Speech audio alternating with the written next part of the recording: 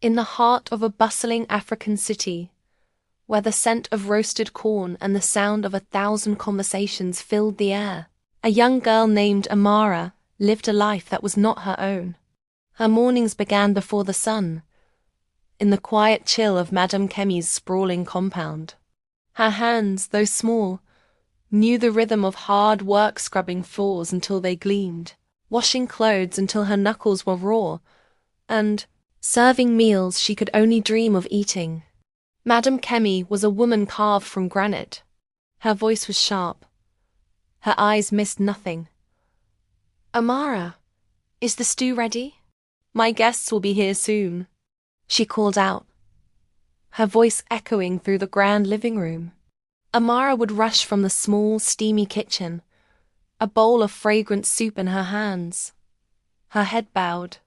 But behind the stern facade, Madame Kemi watched the girl. She saw the weariness in her eyes, but also a flicker of something else, a fire that refused to be extinguished. Amara's only solace was her friendship with Chisholm. They had grown up together in a small village, their dreams woven from the same cloth. On Amara's rare days off, they would meet at a crowded bus stop, sharing a bottle of soda and stories. Chisholm would look at her friend's worn hands and say, "Amara, this is not your end. Remember what we used to say? Our dreams are bigger than this place." Amara would smile, a weary but hopeful curve of her lips. "I remember, Chisholm. I remember every day." In the evenings, when the great house fell silent, Amara found another ally in Baba Kunal, the elderly security guard. He would sit on a low stool by the gate, his face a roadmap of wrinkles and wisdom. "Little one," he would say, his voice a gentle rumble.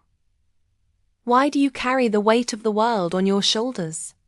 One night, holding back tears, Amara confessed her deepest fear.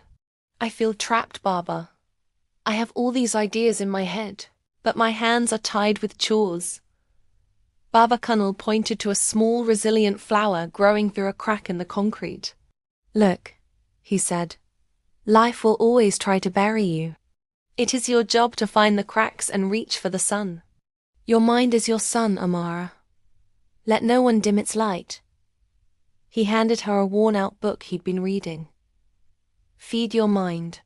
It is the one thing they can never take from you." That night, something shifted in Amara. With Baba Kunal's words echoing in her heart, she began to steal moments for herself. While the stew simmered, she'd read pages from borrowed books. Late at night, by the dim light of a kerosene lamp, she sketched designs and wrote down business ideas in a small, tattered notebook. She started saving every spare coin she earned, hiding it in a small tin box under her mattress.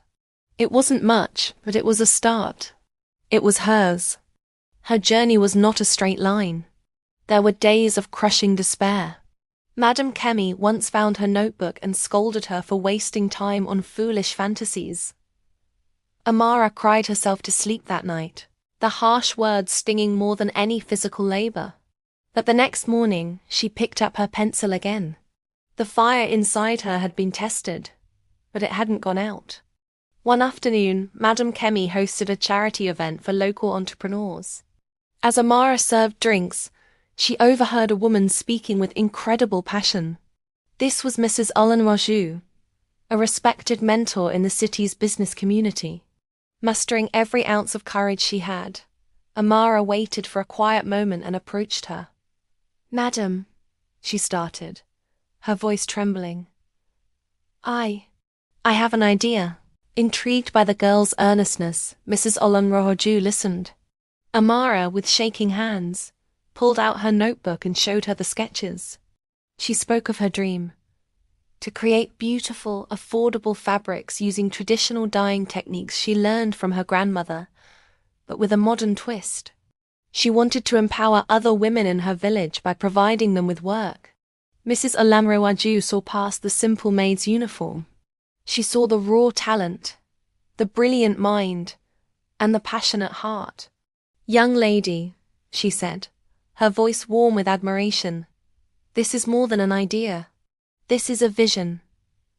She gave Amara her card and invited her to a free skills workshop at her learning center. That invitation was the key that unlocked Amara's cage.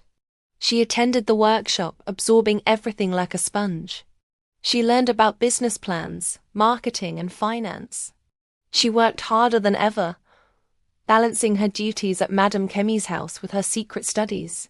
She even showed Madame Kemi her progress, not with defiance, but with a quiet confidence. Slowly, miraculously, Madame Kemi's sternness began to melt away, replaced by a grudging respect. She even started leaving books on entrepreneurship on the kitchen table for Amara to find. At a networking event organized by Mrs. Olamrawaju, Amara met Deo, a young tech founder who was revolutionizing e-commerce in Africa. He was captivated by her story and the samples of fabric she had managed to create. "Your designs are incredible," he said. "But your story is what will sell them. People don't just buy products. They buy purpose." Deo saw the potential to take Amara's local vision global. He offered to build her an online platform to connect her village's craftsmanship with the world. They became partners. Amara, the girl who once washed clothes, was now in boardrooms, her voice steady, her vision clear. The final scene is not of a grand celebration, but a quiet, powerful moment. Amara stands in a modern, sunlit office, her office. The walls are adorned with her vibrant fabrics. Through the window, she sees the bustling city that once threatened to swallow her whole. Her friend Chisholm is by her side, now her head of operations. Baba Kunnal, retired and happy, visits often, always with a proud smile. She even receives a message from Madame Kemi, a simple note that says, "I am proud of the woman you have become." Amara looks at her hands. They are no longer raw from scrubbing, but are now the hands of a creator, a leader, a founder. Her journey was paved with struggle and setbacks, but it was also lit by moments of unexpected grace, from a friend's belief, a guard's wisdom, a mentor's guidance, and even a stern madame's hidden heart. Her story is a testament that your beginnings do not define your destiny. With courage, resilience, and a little help from the kindness of others, grace can find you anywhere and raise you to heights you never thought possible. No matter where you start, your dreams are always valid. Thank you for watching.